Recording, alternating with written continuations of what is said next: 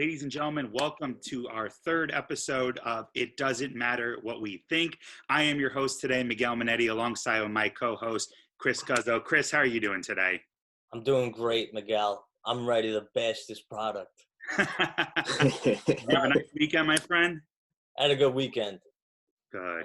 We are on week 6 or 7 of quarantine. I know we're all just hanging out and having a wonderful time here. So it's been fun. I also wanted to introduce our special guest today, good friend of mine, Nick Fiorentino, who will be joining us. Nick, how are you, sir? Doing good. Not too stir crazy. Having some fun. Enjoyed the first 2 episodes you guys have been doing together. Begged Miguel to jump on and be on episode 3, so here I am. So I'm looking forward to maybe agreeing with you a little bit, maybe counter arguing a little bit, but it's going to be fun. Yes, and we appreciate you jumping on today. You know, Chris and I were talking every once in a while. We certainly want to have a few of our friends / passionate WWE AEW fans on. So appreciate you being our first special guest to join us on this podcast, Nick. Happy to be here. Absolutely. So we have a lot to discuss today, boys. We're going to kind of just jump right into it, and we'll start with my favorite topic, of course, which is Triple H's 25th anniversary this past Friday on Smackdown. For those of you that don't know, Triple H is my all-time favorite wrestler and one of my biggest heroes in my lifetime. So wanted to get your guys' thoughts on what you guys thought of his 25th anniversary this past week on Smackdown, which I know is going to continue this upcoming Monday on Monday Night Raw. But of course, I'm going to kick it off with some thoughts, being that it's my favorite wrestler of all time. And you're going to spit the water?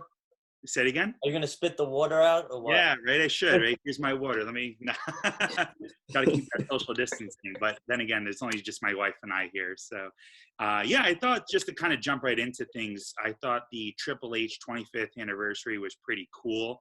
I knew it would be somewhat of a challenge because there's no fans, obviously, currently in attendance. So I was kind of curious to see if any special guest stars were going to come out and join him, if there were going to be a couple FaceTimes or via satellite, which we ended up getting Shawn Michaels in person. We got Road Dogg to call us on FaceTime or call him on FaceTime. We got Ric Flair to call on FaceTime.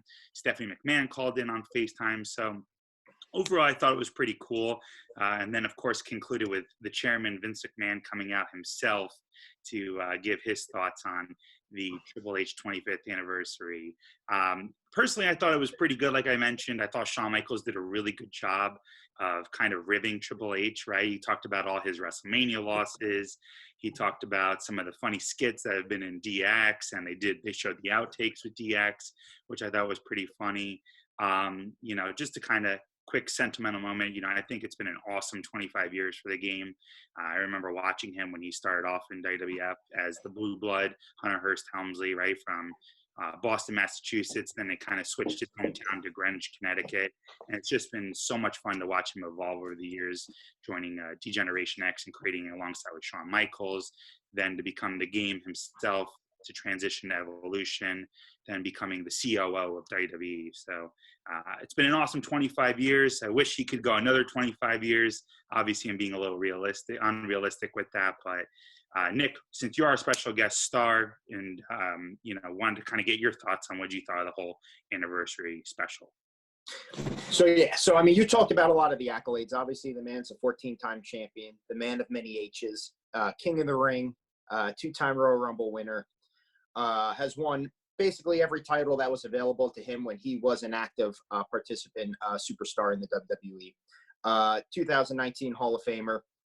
With DX, will probably end up being a 3-time Hall of Famer when it's all said and done because of Evolution's inevitable entrant, and then also himself.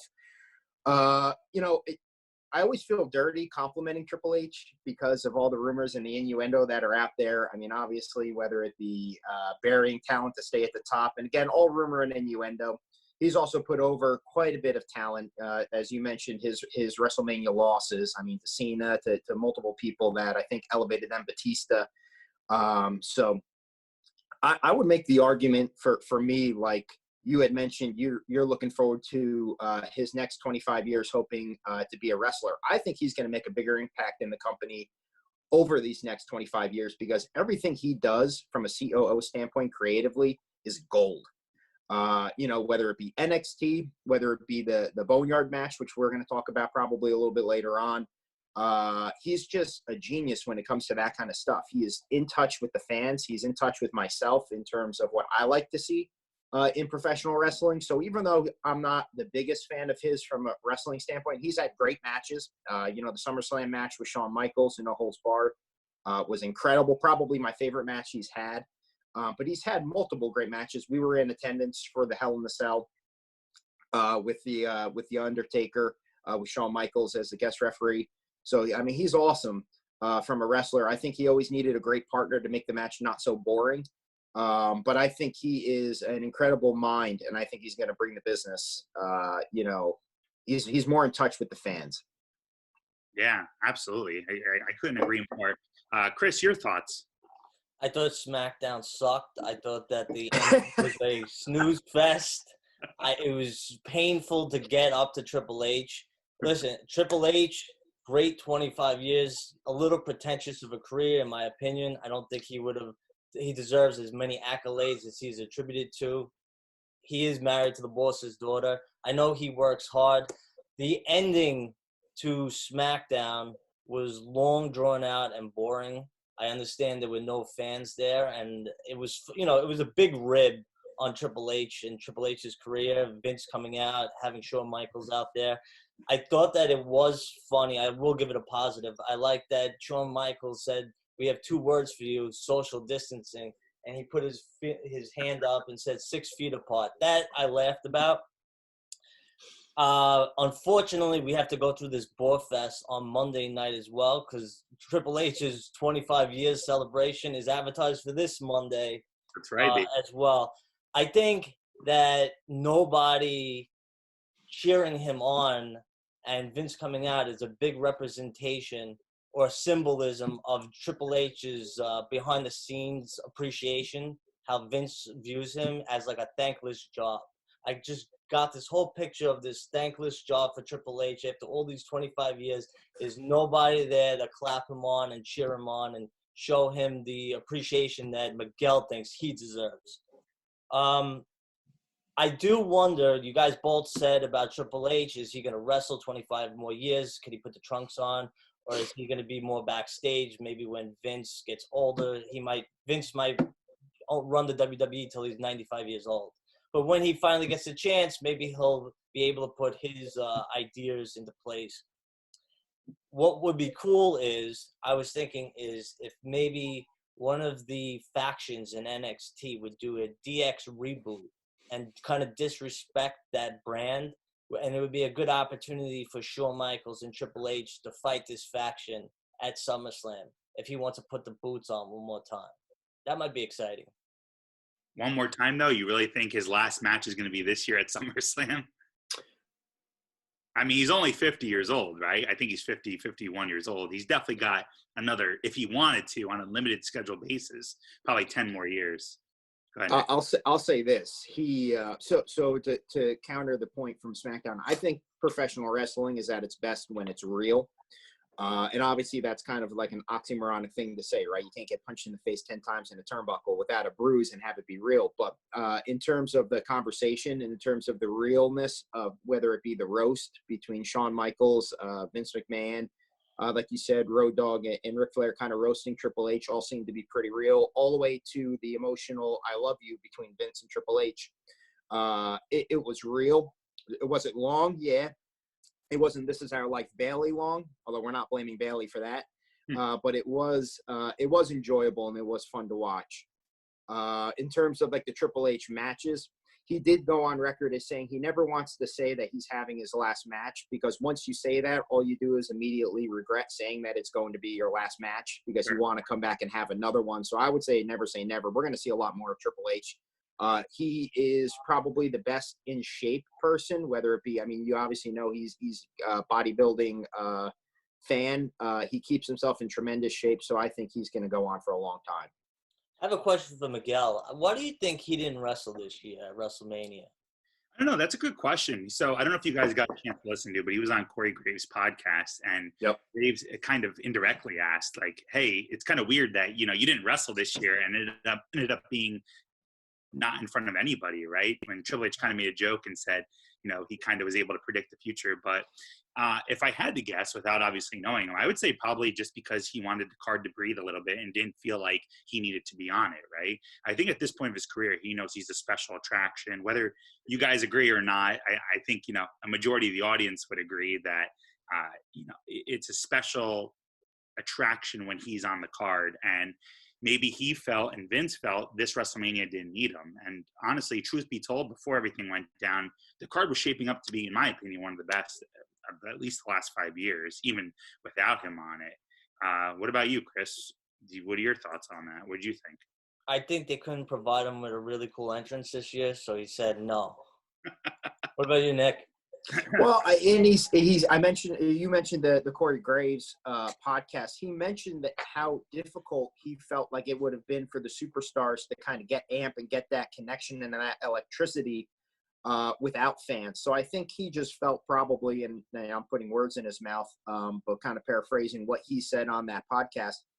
I think it's hard to kind of get that energy when it's just you and the opponent in the ring. And I just felt like there was no storyline, no build. There was no point to have him. He's always there in their back pocket when they need him. That's a good point that you made. And I was wondering why they even did this 25 years on SmackDown. What was the reasoning besides just there was no build to it? Or is it for a few, like I was saying before, is it for a future storyline? Is it just to celebrate because they had nothing else to do on TV? I understand it was 25 years, but why now? I mean, it really is his 25th year. I think May 10th, to be exact, 1995 was his first match on Monday Night Raw. The reason they probably started on SmackDown is I know Vince sees SmackDown as the A show now. So, obviously we're all used to Raw being the A show, but being that SmackDown moved to Fox, I'm pretty sure now SmackDown's considered the A show, whereas Raw might be, I don't know if I want to call it the B show, but maybe the 1A show, right? C, yeah, this way. Maybe the C show. Well, I know we can obviously, in my opinion, I could talk about Triple H for hours, but we do have other topics to get onto. Before I do, though, I am curious to see, just real quickly, you don't have to give the detail why, but your favorite Triple H match of all time. Mine is definitely Hell in a Cell, end of an era, Triple H Undertaker. Nick, I think you said yours, but just for one more time, what was it?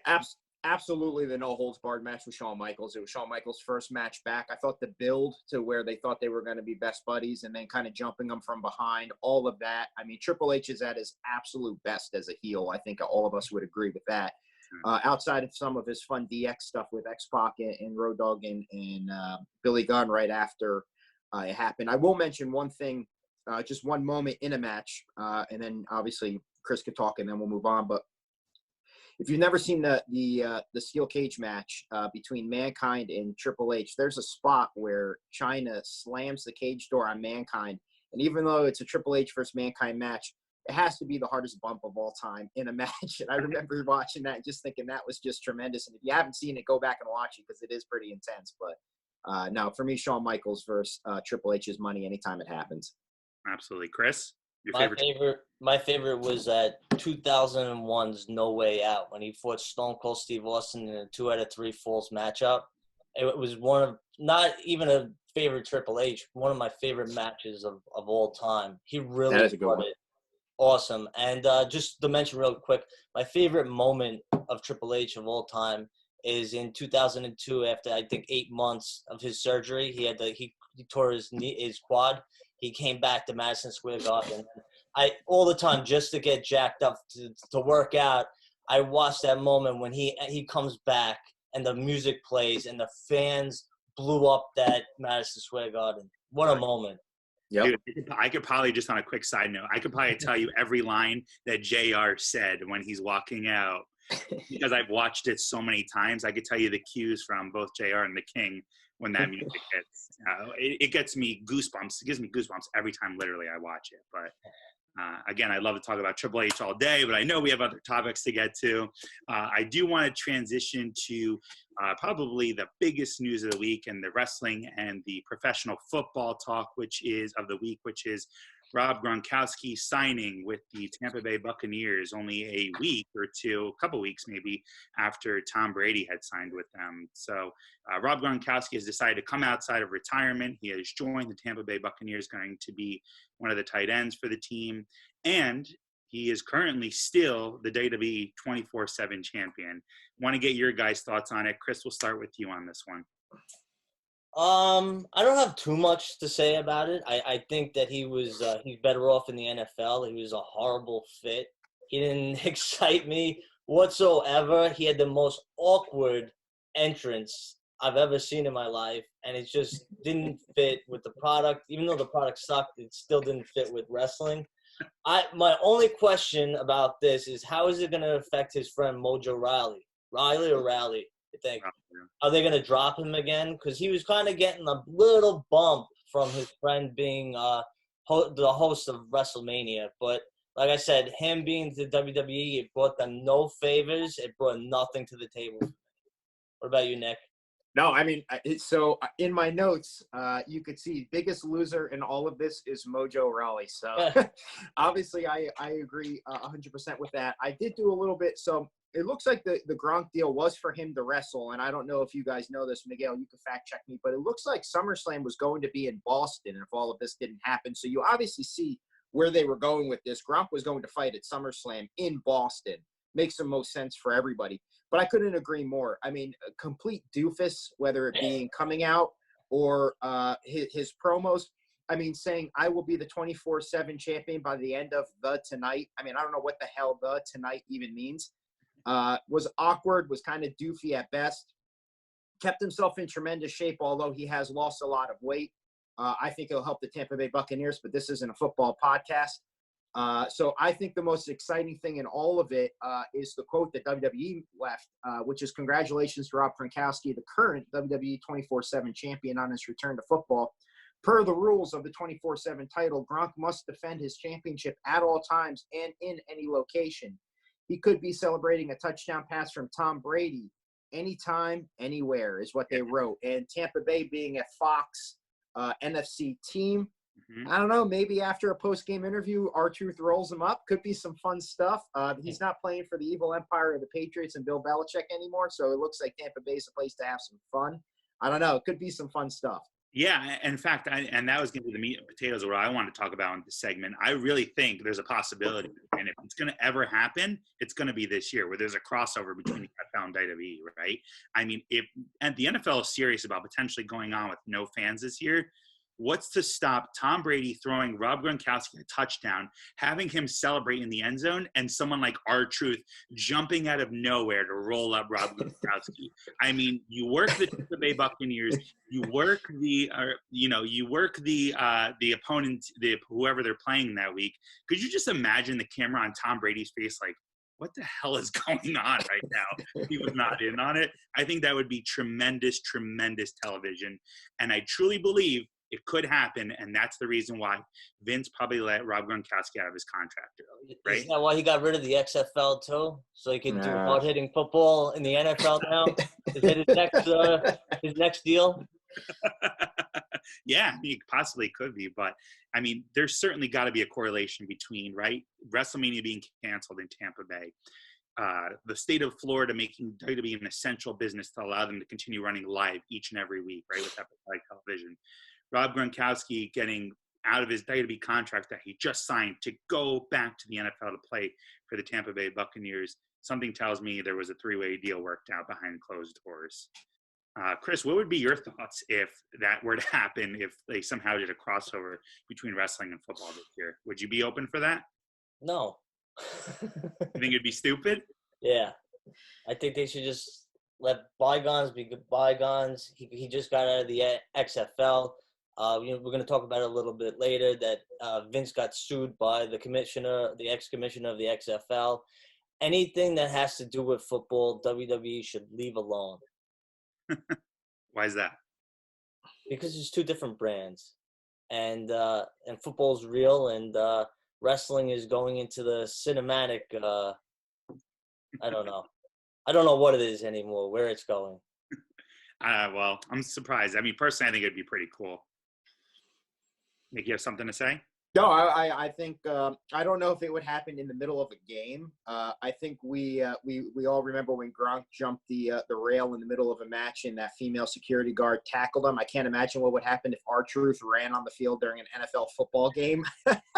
but I digress from that. I could see it after a post game. I could see it, and I think WWE kind of has a standpoint of kind of being like, we're gonna let this kind of ride a little bit and see what happens. I mean, I could see myself with a group of my friends, kind of saying, what NFL superstar is the 24/7 champ right now, and kind of moving along. It could be fun. See what happens with it.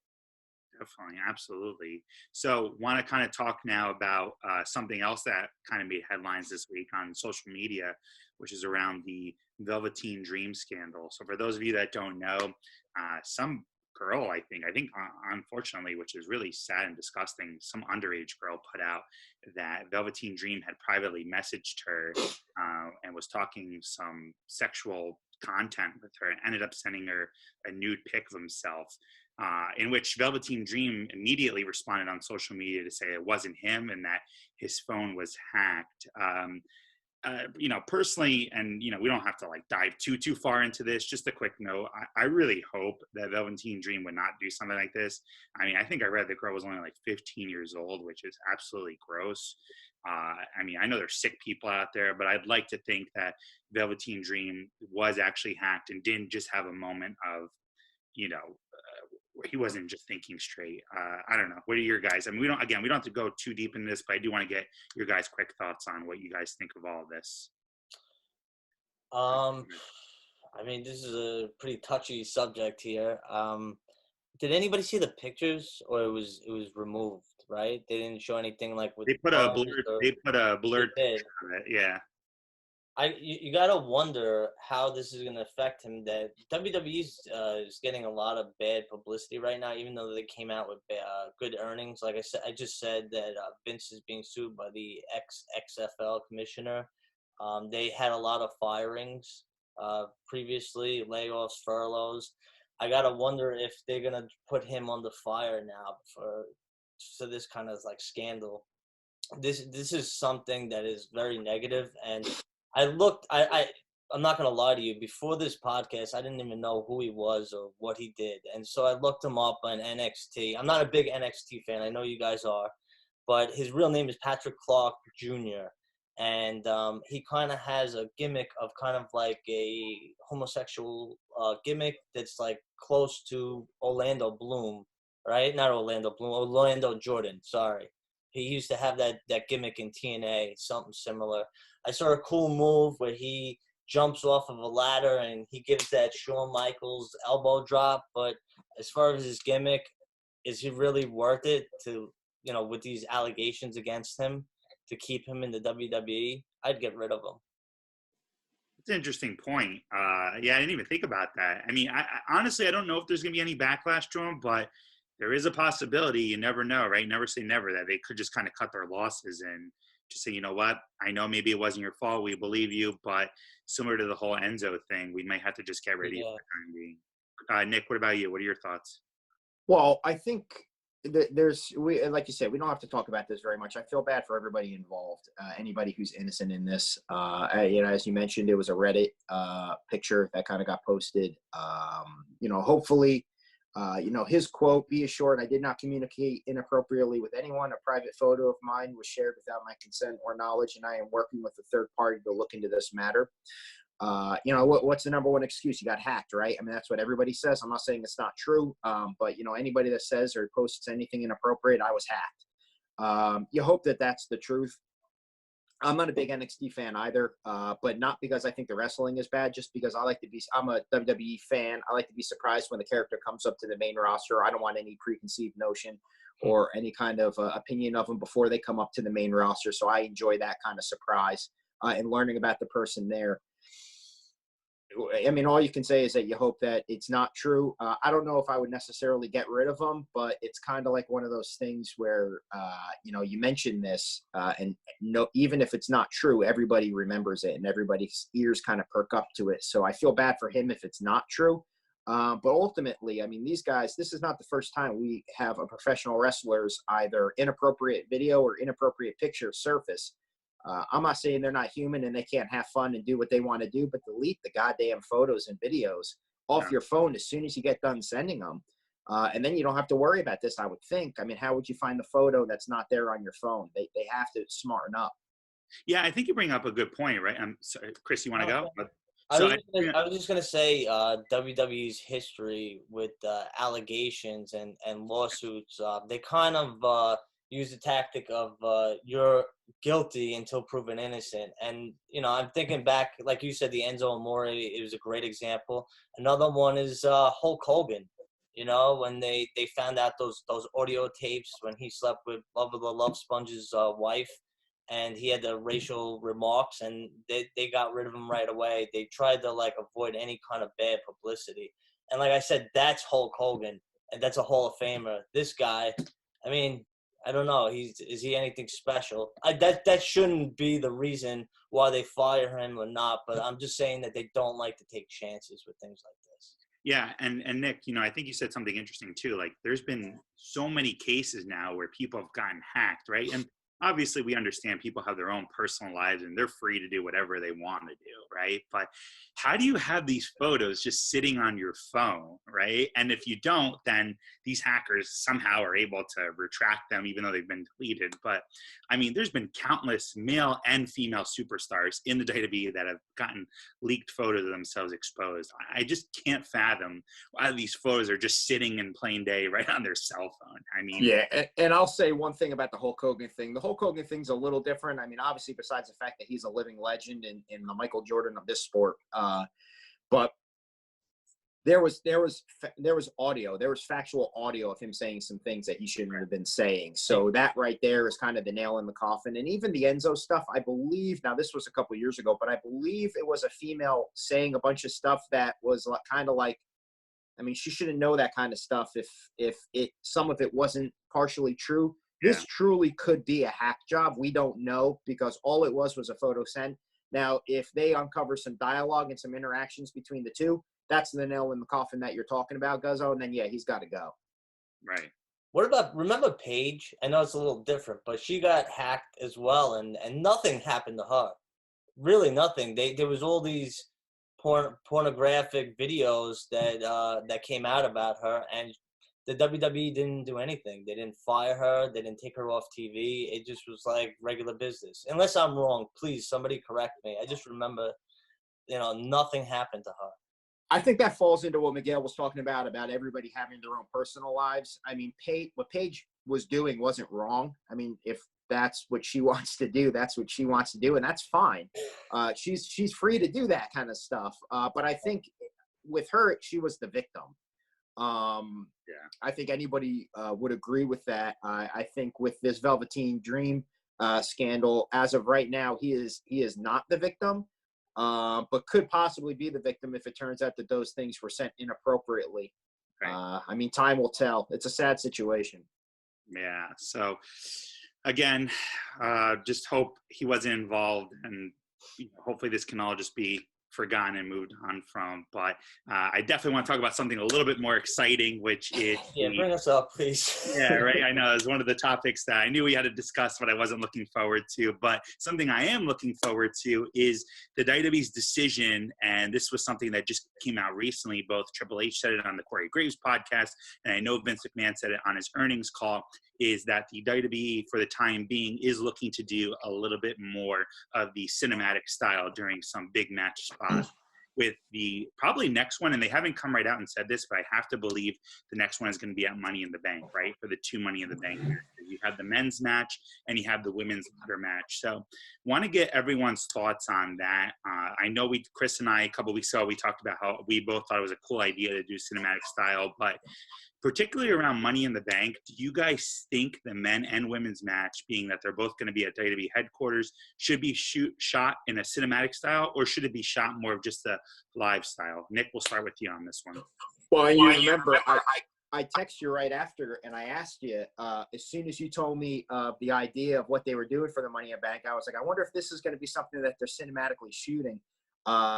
It's possible. I don't know how you would kind of do it otherwise without it being, unless you have multiple cameras. If there's people on the bottom floor fighting and some people ascending to the top, I think it would be fun in a cinematic way. But I will say this, and I know that Chris asked last week if this was a cursing podcast, and I think I cursed twice already, but they have to keep Vince McMahon the fuck away from the cinematic movies. He can't go anywhere near them. He did not understand broken Matt Hardy, Right. and that whole thing with Bray Wyatt. After he watched it, everybody around him stood up and clapped, and he just stood there saying, I don't understand this. And I wasn't in the room. I'm referencing Broken Matt Hardy's interview with Chris Jericho on the podcast. He doesn't understand them. And when he heard Woken Matt Hardy's laugh and that whole kind of crazy gimmick, he went out, oh, this is some good shit. And then every week after that, Matt Hardy was laughing. He will bury it. He will drive it into the ground, let Bruce Pritchard, let Triple H handle all cinematic videos. And I think they could be pretty fun when they're few and far in between. It's kind of like an odd thing, though. Is this something where, like you said, it's the Money in the Bank ladder match, and you do it with that? Or is this something that's really only for the characters that are kind of strange, like The Fiend? Or The Undertaker? Is this something that, like, we could see AJ Styles versus, Ricochet in a cinematic match? Or is this something more for the supernatural? Right, absolutely. Chris, your thoughts? Should Money in the Bank, the two matches, be cinematic style, you think? No, I don't. I think it should be a live. This is how I think it should be. I think it should be taped and have many angles, but it should be presented as a live event match. Okay. I agree with Nick. What he's saying is that it should be only for special matches and special people, or else they're gonna overdo this cinematic universe of WWE wrestling matches. I found this interesting. I was looking up some facts, and we could go over that after, about the Firefly Funhouse and the Boneyard match and the Money in the Bank match. WWE is deemed essential in Florida, essential business, but it's not in Connecticut, where WWE headquarters resides. So I wonder, like, if they're going to be limited to the amount of people that are going to be in the building and what they could actually do. And that goes with the match itself and the production behind the match. I said to you last week, I thought it would be interesting if they did something with some kind of helicopter, or somebody comes there and kind of takes the Money in the Bank away. But yeah, I don't think it should be like a movie. Why I said the Boneyard match and why I said the Firefly Funhouse is because they had high praises on the Boneyard match. I didn't know this. People behind the scenes did not like the Bray Wyatt match. And supposedly it was kind of like put together last minute by Bray Wyatt and John Cena. But as far as you're saying, like Vince McMahon, he understood it, but other people did not understand what that was about. Because like I was saying in the first episode, it wasn't a match. It should have been something as a promo that was on Smackdown prior to WrestleMania, because I was expecting some type of match. But I don't know. As far as the cinematic universe, the broken, stoken Matt Hardy, personally, I don't understand it either. I think that it came to AEW and it's watering down the product as of now. I understand that they are only limited because of the coronavirus, that they could do certain things, and now they have to go more cinematic because there's no fans, and we could go outside and do things that are outside of the arena. But I think and this is the point I've been making in the last couple episodes, is that it just makes wrestling feel completely fake and bizarre. And it could be fiction, but not sci-fi.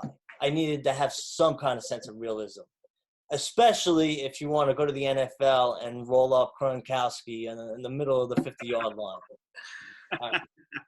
Yeah, I mean, I kind of agree with a mix of both of you. I like the cinematic style matches, sure, right? I thought the Boneyard match was amazing. I think all three of us are the same on that, right? We have the same opinion. The Bray Wyatt John Cena match, I thought it was really cool, right? Could it have been done a little differently? Maybe. But was it entertaining? Absolutely. What should they do for Money in the Bank, in my opinion? I think they should be shot live style. I think there should be multiple cameras. I don't think it should even be pre-taped. I wouldn't go cinematic style, and I wouldn't go pre-taped. I would go a live shot, multiple cameras on all different floors, as many as you could have, and just see, because it's supposed to be a train wreck, right? You have maybe 2 of the guys or 2 of the girls fighting on the ground floor. You have 2 of the guys or 2 of the girls fighting on floor 2. I think it'd be pretty cool. You go into Hunter's office, you go into the main conference room, right? You do a spine buster onto the conference room table, onto the center phone there, right? The conference phone. I think there's a lot of cool things they can do with it. And I forget which one of your points it was, but in my opinion, I would save the cinematic style for future shows where it's maybe for a special gimmick like The Undertaker, right? Or The Fiend, Bray Wyatt. I think, Nick, right? That was your point. Yeah. I mean, for the whole, I think where WWE made a mistake, because you can't compare the Boneyard to the Firefly Funhouse match. The Firefly Funhouse match wasn't a match. What they should have done was they should have said, in a special attraction, John Cena will confront The Fiend in the Firefly Funhouse. Right. Then I think it would have made a lot more sense. It was not a 1-2-3 match, even though it ended in a 1-2-3, ironically enough. But I thought they were both great. I thought the John Cena Fiend thing was really the ultimate good versus evil. I think that was seen with the symbolism of the chair. When they fought at 30, the good versus evil, the good won. He did not hit Bray Wyatt with the chair. But in this particular situation, he tried to hit him with the chair, swung and missed, and it created his downfall. So in the second round, I think evil won. I'm looking forward to seeing what they do when this whole thing is over, if they go back for a third time for good versus evil. But I like that and can't compare it to the Boneyard match, which I thought was just The Undertaker as Clint Eastwood, as it's been referenced multiple times before. I thought it was great. My wife, who's not a huge wrestling fan, but will watch it and enjoy it, was looking up and watching the Undertaker match and laughing and having a good time watching it. So, I think it works. I like the story that Triple H told on Corey Graves' podcast, right, about behind the scenes of getting that match together. I think the best part, and Chris, I don't know if you heard it, but the best part was while they were filming, there was a car that kept driving by on the road, kind of like sticking his head out the window. And I don't know if he said, "Is everything okay?" or kind of just looking around like, "Everything okay?" And Triple H was kind of like, just like behind the camera, like, "Beat it, like get the hell out of our shot." I think it was pretty funny, right? Because, it was. Chris, did you have something to say on that? Yeah, just a little info about behind the scenes, that they hired a production company from Florida to build that set. It took about 5 days to build, a week to break down, and 8 hours to shoot that match. What I didn't know was that The Undertaker accidentally bled when he smashed the car window, even though it was probably sugar, like a fake glass, but he still bled, and they kept it in there. And all of the trash talk back and forth was completely improvised by them.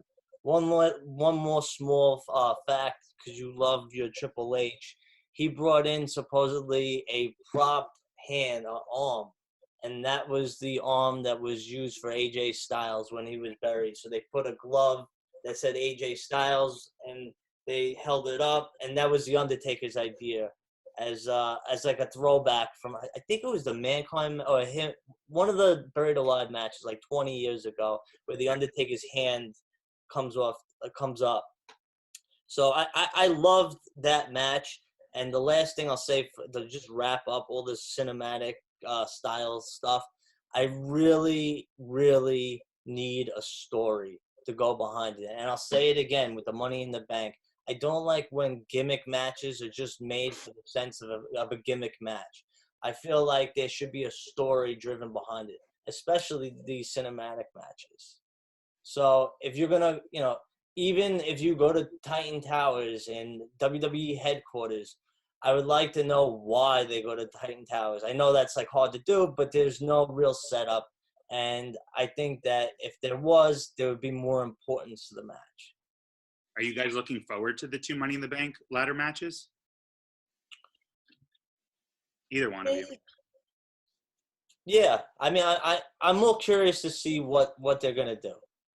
As for, instead of rooting for somebody, I'm more interested in that. Except that there's that one guy, Alexander. He might be coming up. He might have a chance to win the belt. That's his name? Cedric Alexander. Cedric Alexander. They may give him a push.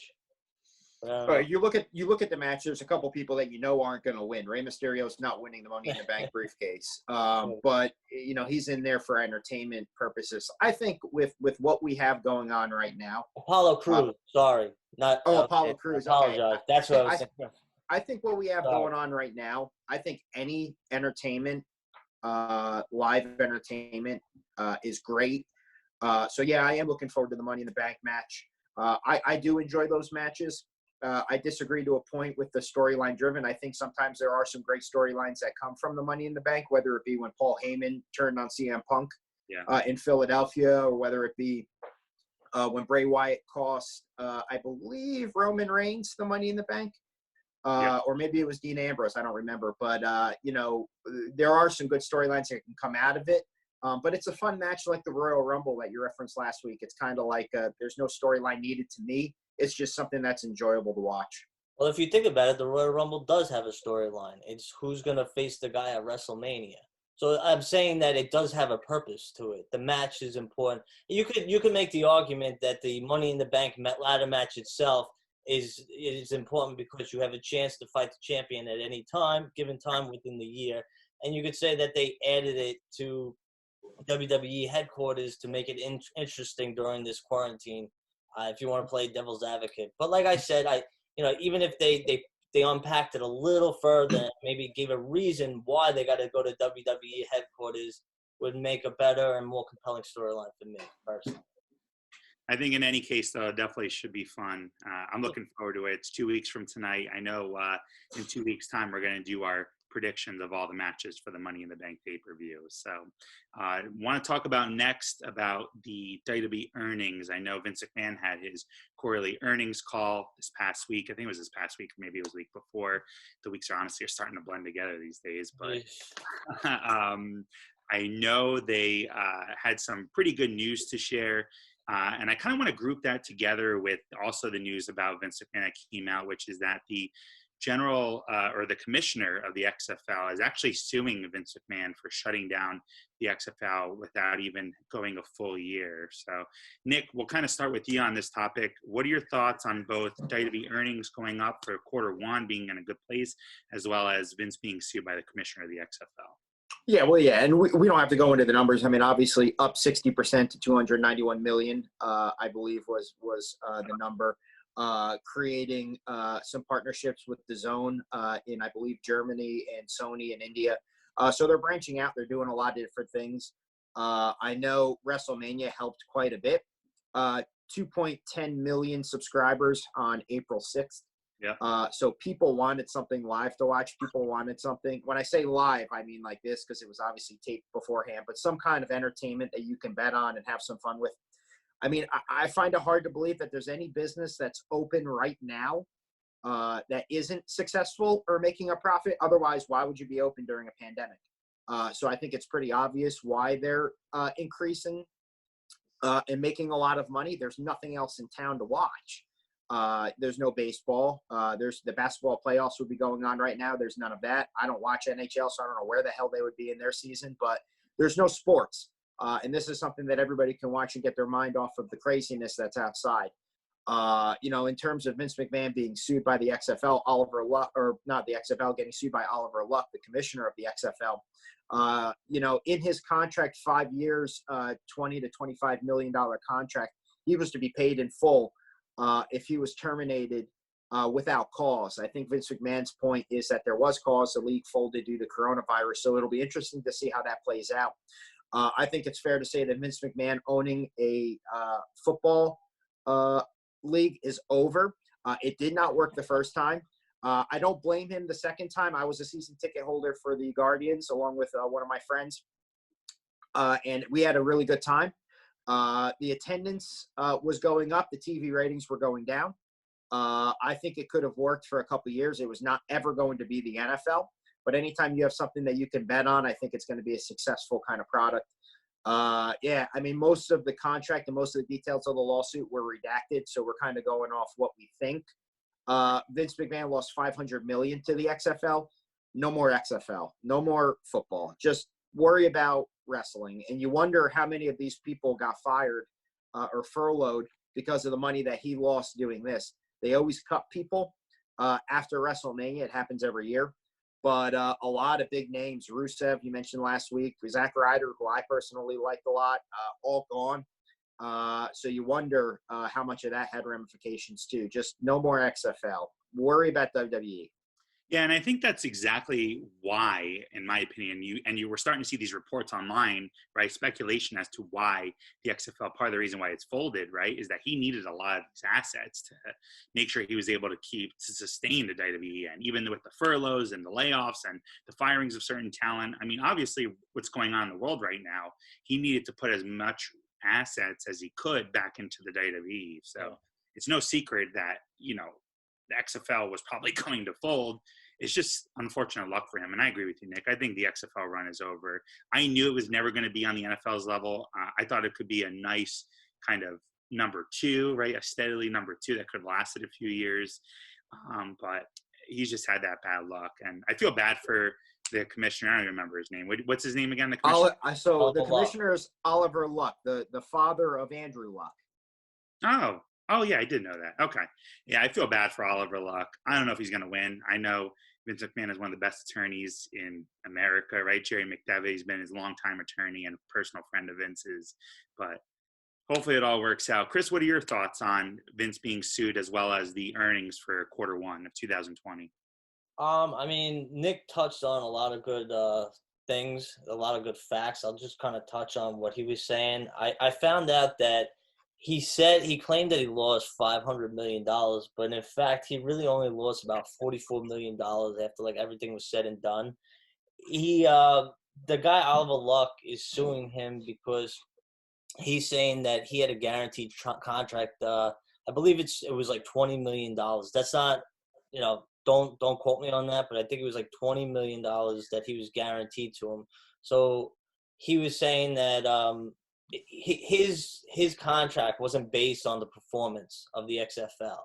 So what happened was that, like he was saying, Nick, that he fired him the day before he closed down and filed bankruptcy to the XFL. So that's why this lawsuit is occurring right now. As far as the WWE earnings, I just have a couple of facts. I noticed that on Friday, the closing bell, it went up about $5.72. I think it's like 44. I have the number right, 44.79 to be exact. They said that over 50% of WWE's revenue comes from 5-year media deals with large companies such as Fox and USA Network, and these payments continue since WWE is delivering new episodes each week.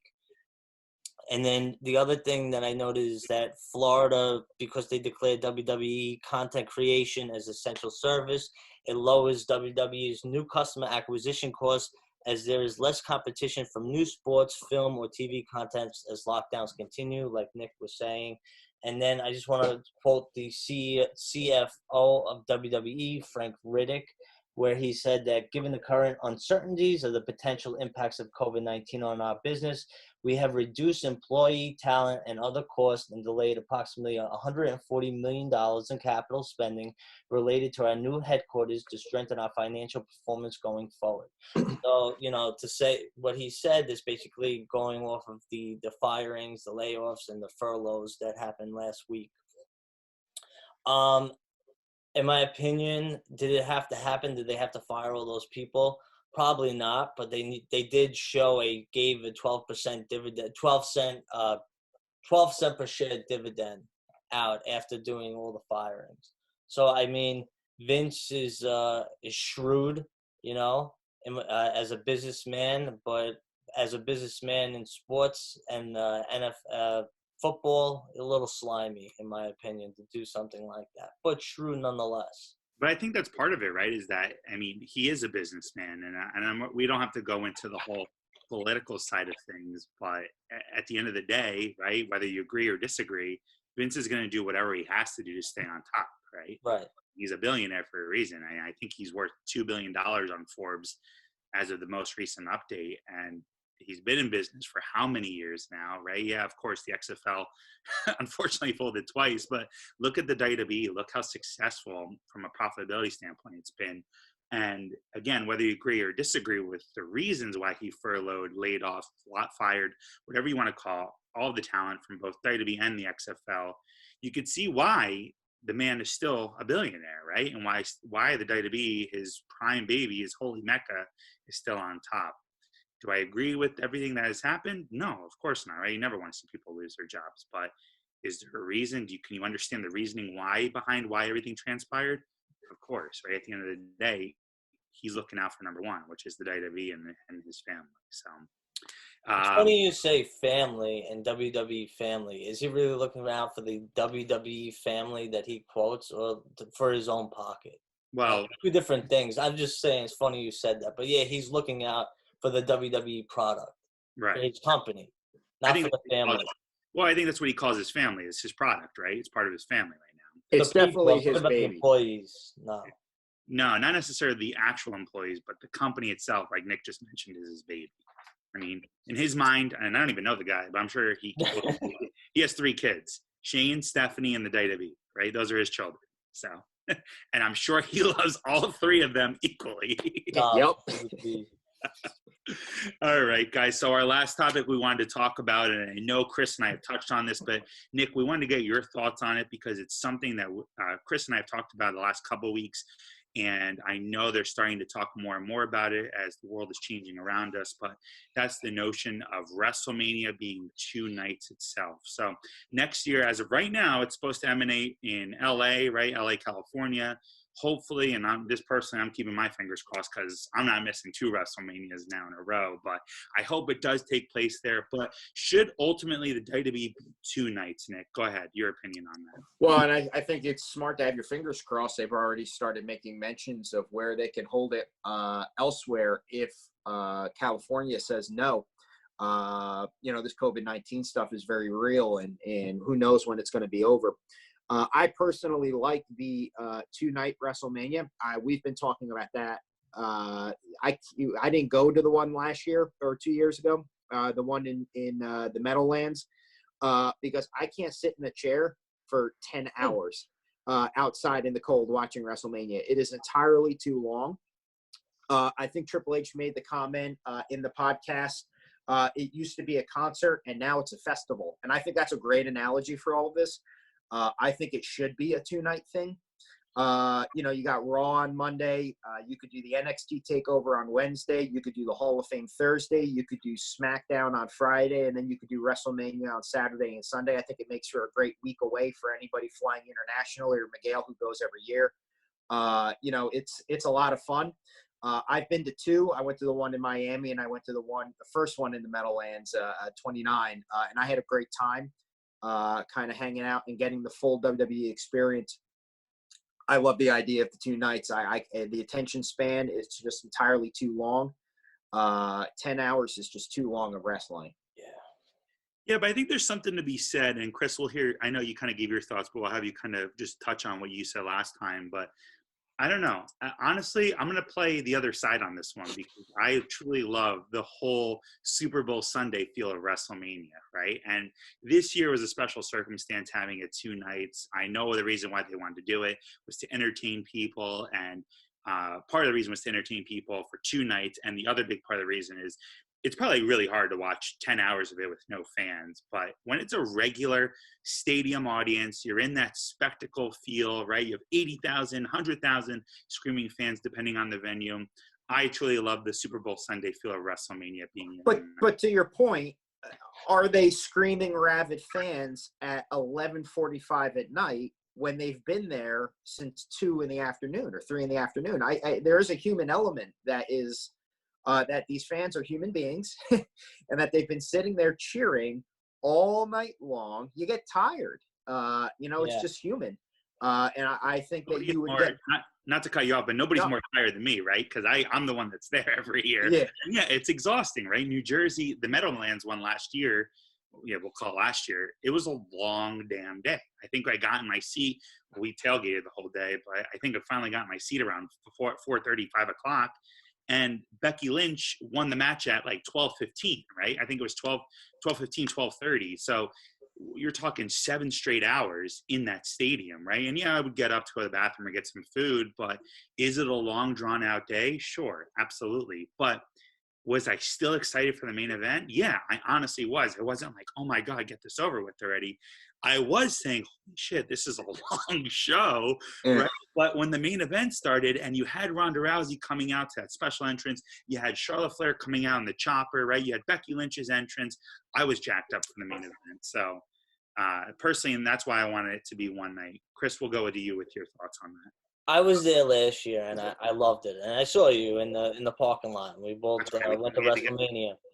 And to Nick's point, you can't do 6-7 hours. I actually, and the WrestleMania was very good last year, and I actually started falling asleep in the chair only because of fatigue.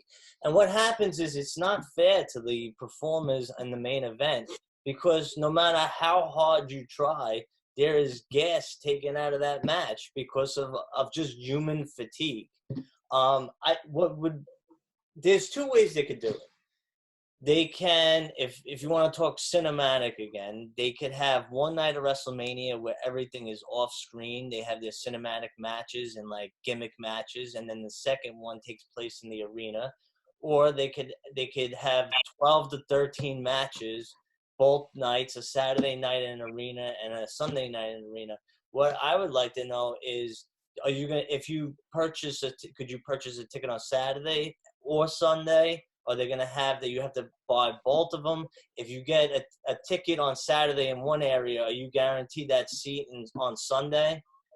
There's a lot of questions about having a 2-night event, because it is like a festival, and that's a great analogy that it's an all-week thing. But it's not like come bring your lawn chair to WrestleMania. You know, there are assigned seats, and I wonder how that's going to play out. But this year the one advantage besides unfortunately there was no fans and it kind of sucked because there was nobody there. But what was good about it was that it wasn't too drawn out. It had, I think, total, maybe it was like 5 hours, 5.5 hours per night, which is that's still long, but that it gave more of a chance for the wrestlers to wrestle. More people could get on the card that way. And I didn't feel spent after watching both nights of WrestleMania. So the first night went 4 hours if you include the pre-show. I think it went 4 hours on the dot. And the second night, I think, went almost 4.5 hours, because I think the main event ended at 10:30 that night. If you start with the pre-show as well. So that's 8.5 hours over the 2 days, which 8.5 hours is probably what they do on a regular WrestleMania. I think Jersey's WrestleMania went about 8.5 hours from the pre-show to the time that Becky's hand was raised in victory, right, for WrestleMania 35.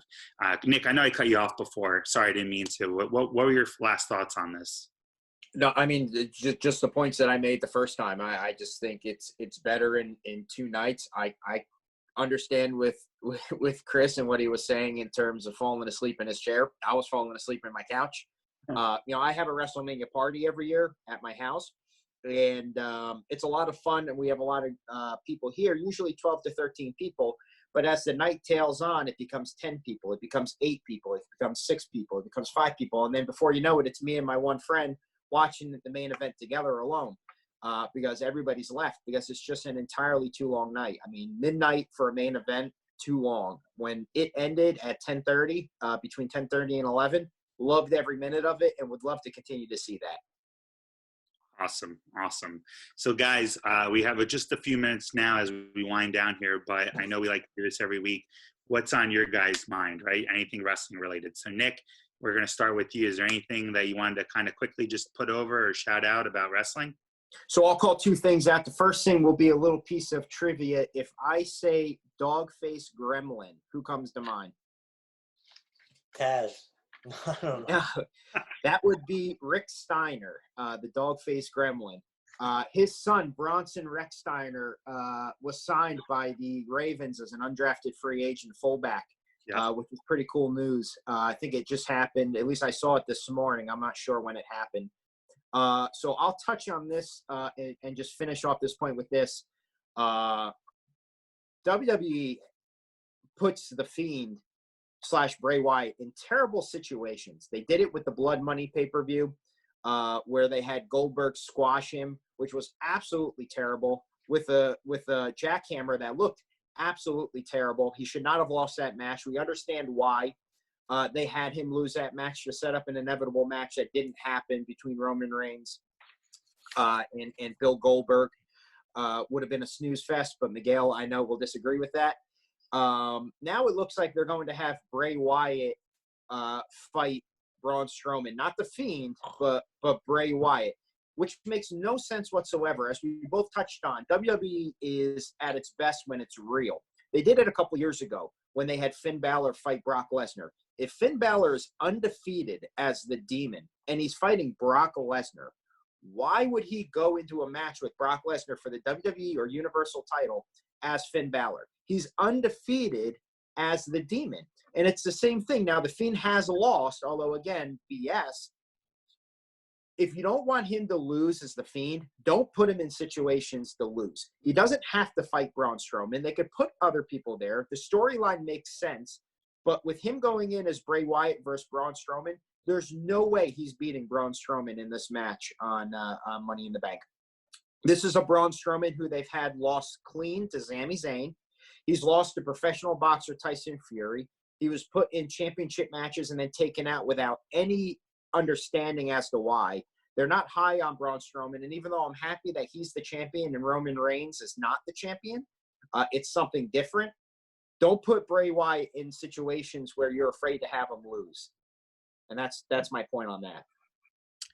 Yeah, should be interesting. We'll touch on the Bray-Braun match in 2 weeks when we do our prediction. But I'd love to come back for it. Maybe we will. Maybe we'll have you on. Chris, anything on your mind that you wanted to just quickly get off your chest? I think Braun Strowman sucks. That's what I think. He is so like a character, a cartoon. Anything that comes out of his mouth, I could tell that he rehearsed it in the back and tried to remember his lines off of a script. Nothing about him is believable. I know he's fighting somebody who's a character, Bray Wyatt the Fiend, but when I watch Bray Wyatt the Fiend, he actually makes me believe that he is Bray Wyatt the Fiend. And Braun Strowman says this stupid line what does he say? You get these hands? Get out of here. Crap. Another thing is, last thing I'll say is that Drew McIntyre as a champion, there's two things I want to say. One is they're feeding him these guys, and it's kind of boring. I would rather see Drew McIntyre be booked kind of like Brock Lesnar, even though he's not like Brock Lesnar, where he is not on Raw every week, or at least not wrestling on Raw every week. So when the champ does wrestle, it is very special. I think Raw, not SmackDown, but Raw should go back to that 1970s, 1980s. You know, the WWE champion wrestles once a month, and it's special kind of concept. And they could do it with Drew McIntyre because he's a realistic champ. He's not cinematic, the cinematic universe. He's a realistic champ. I believe that he beat Brock Lesnar. I love that they put oh man, who's he fighting? Seth Rollins. Yeah, that's his opponent. I think they have a huge missed opportunity right now with the storyline. I think what would be a great thing to see is to see Drew McIntyre and Becky Lynch having to do like a photo shoot with the belts together because they're both the champs. And they could do something where she maybe checks him out, but it's like innocent. She checks out Drew McIntyre, and Seth Rollins gets in a heap of jealousy and rage, and he knows he's not the champion. She's checking out the champion. Throwback to the Hulk Hogan versus Macho Man Randy Savage WrestleMania 5 storyline. This is perfect. WWE, please stop being boring, and please do this storyline. Okay, that's it. I'm good. I just got to say one more thing on top of that Drew McIntyre thing. Thank you so much. When Drew McIntyre came out at the Royal Rumble, kicked Brock Lesnar out, and continued to stare him down, that was intimidating. That was a scary Drew McIntyre. One who I was like, oh, this guy could definitely be a champion. Not the Drew McIntyre who comes down the entranceway ramp, holds a microphone, is referencing to the fans as cool cats and kittens. That's not him. He needs to go back to being that intimidator. If he needs a mouthpiece or something like that to get him like that, that's fine. But he can't be this doofus who's coming down saying cool cats and kittens, making jokes and having fun. He needs to be that intimidating, scary guy. I think he's more believable that way.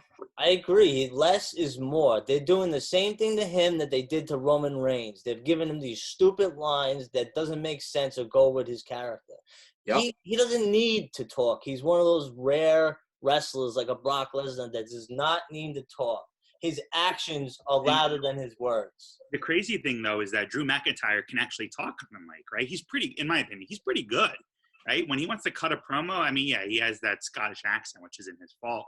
But in my opinion, he's pretty compelling when he's on that microphone. When he's not saying, I don't like the whole cool cats and kittens thing, of course. That's stupid. I mean, but when he wants to cut a promo, I mean, personally, I think the guy can talk. So I'd love to see him continue talking. But to Nick's point, I want it to be more of an intense stare down. Like him and Seth Rollins, I think, is a great matchup. I'm very excited to see that match in 2 weeks at Money in the Bank. But I think these next two Raws are going to be telling on whether they really, really are going to put a top focus on this. Listen, if he keeps doing promos like that, in 1 year you'll see the 3-man band reunion. Guaranteed. He'll be coming out stringing the air guitar and not having a championship around his waist. They'd have to rehire Heath Slater first. Oh. Yeah, that's true. That's true. So, guys, we are out of time for today. I want to thank you both. Chris, as always, my co-host here. This is a lot of fun. Nick, we want to give you a special shout out. Thank you so much for coming on the podcast for today. Well, thanks real quick. Thanks, guys, for letting me do this. I know in this world, whenever a fan has something negative to say about WWE, the professional wrestlers will all say the same thing. Well, we're not wrestlers. We're just fans. What do we know? I think what you guys are doing as fans creates a universe where none of us are professionals. None of us are in the business.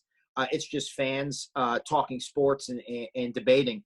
And I think it's a great thing what you guys are doing. I appreciate you guys having me on, and I'd be more than welcome to come back anytime or more than happy to come back. I don't know if I'm more than welcome, but I'll be more than happy to come back anytime you guys want. Thanks, man. You were great. I love having you on. Absolutely, guys. Thanks so much. And we'll see you next week here on It Doesn't Matter What We Think. Thanks, guys. Appreciate the time. See you later.